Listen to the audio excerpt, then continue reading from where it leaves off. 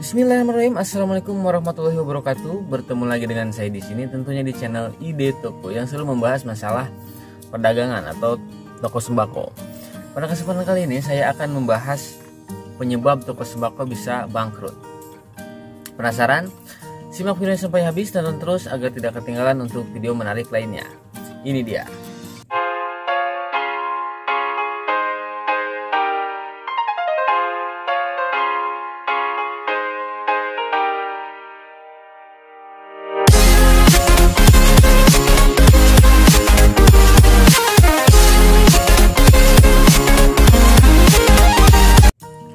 Nah, penyebab toko sembako bangkrut itu sebenarnya banyak.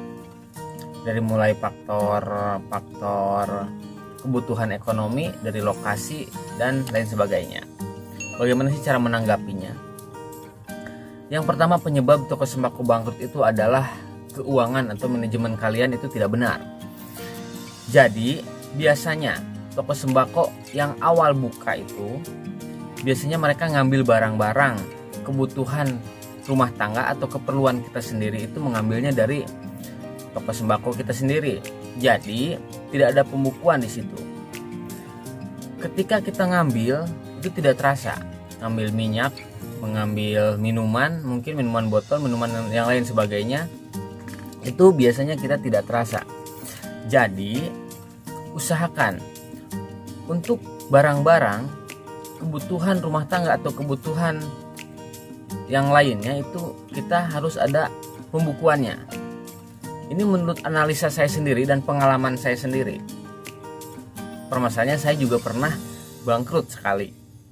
Jadi gini, untuk kebutuhan rumah tangga kalian tulis, misalnya kalian ngambil minyak, kalian tulis. Terus kalian ngambil jajanan misalnya apa-apa, kalian tulis, kalian catat. Harus ada pembukuannya. Kalian jumlahkan itu berapa dari per bulannya. Itu biasanya totalnya itu tidak sedikit, sampai jutaan, kadang-kadang nyampe 3 juta biasanya per bulan itu dari kebutuhan rumah tangga kita sendiri, dari kebutuhan sehari-hari kita sendiri. Kecuali makan ya, kalau makan kan itu udah kewajiban pasti, jadi saya nggak menulis untuk makan. Kebutuhan sehari-hari, kebutuhan rumah tangga ini itu besar. Jadi ini bisa menyebabkan toko kalian bangkrut. Beda lagi sama agen-agen atau warung yang sudah besar. Jadi untuk pemula, usahakan kebutuhan sehari-hari, kebutuhan rumah tangga jangan mengambil dulu dari warung. Kalau kalian kepepet, bingung, boleh ngambil dari warung, tapi kalian harus mencatatnya.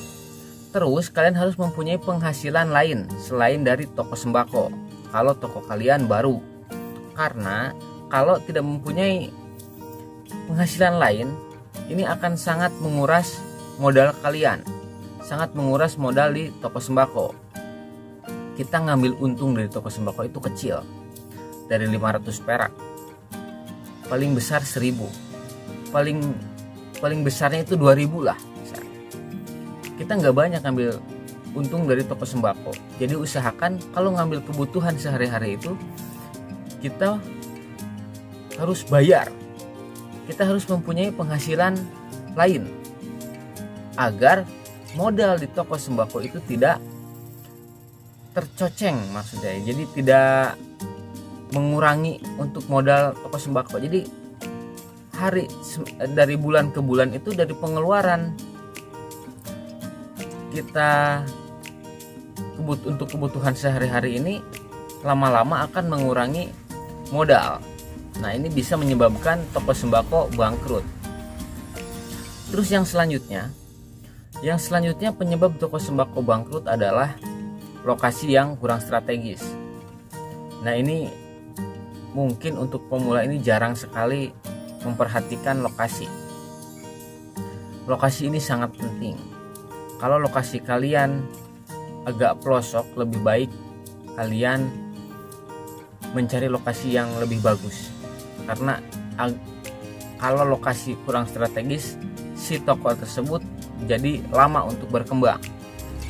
Kalau toko kurang strategis itu, lokasinya kurang strategis itu, Untuk proses pengembangannya itu lama, karena jadi contohnya gini, lokasi yang strategis itu contohnya gini, yang kurang strategis maksudnya ya, contohnya gini, lokasinya kurang ramai, susah dijangkau, terus jauh dari warga, jadi kurangnya aktivitas warga di situ, terus tidak terlewati sama orang lewat. Misalnya kalau pinggir jalan kan banyak orang lewat, jadi orang bisa cepat tahu. Jadi kalau lokasi kalian agak misalnya di pelosok, lebih baik kalian mencari lokasi yang lebih bagus. Lebih baik kalian ngontrak dulu, nggak apa-apa. Kalau lokasinya bagus itu nggak apa-apa. Jadi spekulasinya itu semakin bagus lokasi, semakin bagus penjualan, semakin bagus omset. Biasanya seperti itu. Jadi usahakan untuk lokasi ini kalian mencari yang bagus, dekat sekolahan, rumah sakit, dekat warga atau dekat perumahan. Itu biasanya bagus. Terus yang selanjutnya, penyebab toko sembako bangkrut ini adalah pelayanan yang kurang baik. Jadi untuk pelayanan itu kalian jangan cuek. Jangan misalnya ada pembeli ngeselin. Ini sering terjadi di toko sembako. Ketika pembeli ngeselin, kita itu harus sabar, menanggapinya dengan sabar. Kalau pembelinya banyak misalnya, terus ada orang yang satu misalnya cerewet atau ini, kita hadapi dengan sikap yang sopan. Jadi si pembeli itu akan balik lagi nantinya. Ketika ada orang yang beli lagi, misalnya ada orang tersebut beli terus ribet, kita ngeselin ke kita. Takutnya yang beli yang satunya pas beli ke kita itu melihat kita lagi cuek atau gimana, itu akan membuat si customer nggak enak. Takutnya customer tersebut tidak balik lagi ke toko kita. Nah itu. Terus yang selanjutnya, yang penyebab toko sembako bangkrut ini yang utama ya, adalah hutang. Jadi kalian jangan memberi hutang. Ketika toko sembako memulai, kita awalnya membuka toko sembako, terus kita memberi hutang pertama buka misalnya, itu usahakan jangan. Ketika toko sembako memberi hutang sekali, itu akan berkelanjutan, itu akan menimbulkan ketagihan untuk si pembeli.